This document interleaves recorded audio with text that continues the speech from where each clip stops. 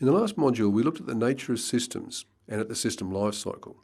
In this module, and in this presentation in particular, we turn our attention to the principal focus of the course, systems engineering. Now here we introduce what we mean by the term systems engineering, and we provide a framework within which we can consider the major processes, the activities, and the artefacts throughout the remainder of the course. There is a very wide range of system engineering definitions, each of which is subtly different because it tends to reflect the particular focus of its source. It's not of any great use here, therefore, to go through all those definitions. You'll find them in the books and the standards in the course bibliography. Rather, it's more useful to extract from them the common threads so that we can focus on the key tenets of the discipline. Now, if you look at all those definitions, then the common themes are, first, a top-down approach. Now, that's quite different to the traditional bottom-up approach that we use in engineering activities. There is a focus on a formal requirements engineering activity, ensuring that we get the requirements right. There's a focus on the system lifecycle rather than just on acquisition, and there's also a focus on ensuring that the system is optimised and balanced.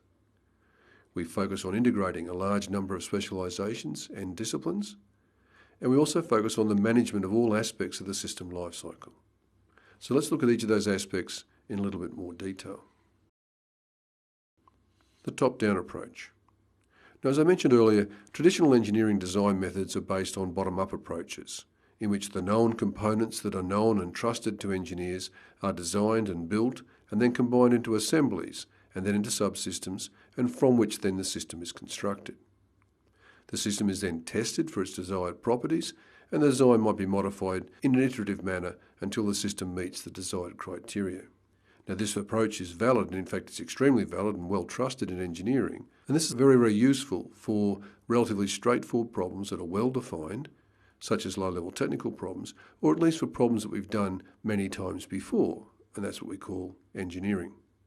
Unfortunately, complicated problems which tend to have a fairly novel face can't be solved with the bottom-up approach.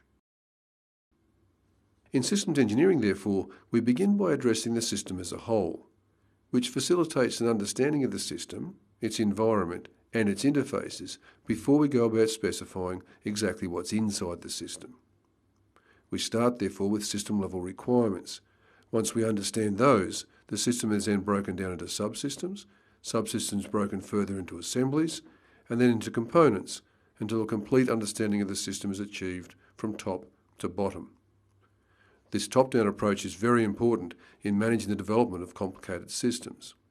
By viewing the system as a whole initially, and then progressively breaking it into smaller and smaller elements, the integration of those components can be understood more thoroughly, which then assists in identifying and designing the necessary interfaces between those various elements. They're the internal interfaces, and of course then the interfaces between the system and its environment, the external interfaces. Now, perhaps the best example of this top-down approach comes from NCIA 632, the standard, which provides a product perspective. And this is the top-down process from 632. Note that the system is decomposed into end products and enabling products, all the things that need to be done to produce the end products, and we saw this before. The end product, though, can be considered to comprise a number of subsystems, each of which can be considered to comprise an end product and an enabling product. Then each of those end products can be considered to comprise end products and enabling products, and the process can continue until all the leaves of the tree have been developed, where the leaves of the tree are the work packages that need to be done to allow the system to be built. The work packages get allocated to individual teams or individuals to actually do. Of course, the flip side of top-down design is bottom-up integration. We can see here another representation of top-down design on the left-hand side of the diagram. The system is decomposed from a system into subsystems, subsystems decomposed into assemblies, assemblies decomposed into components. And that's the development. On the right-hand side of the diagram, though, we have the flip side of top-down design, which is the bottom-up integration. Components are built, tested, and then integrated into assemblies. The assemblies are then tested and integrated into subsystems, which are then tested and integrated into the final system. The system is then finally tested for its desired system properties, and so we've completed that cycle of top-down development and bottom-up integration.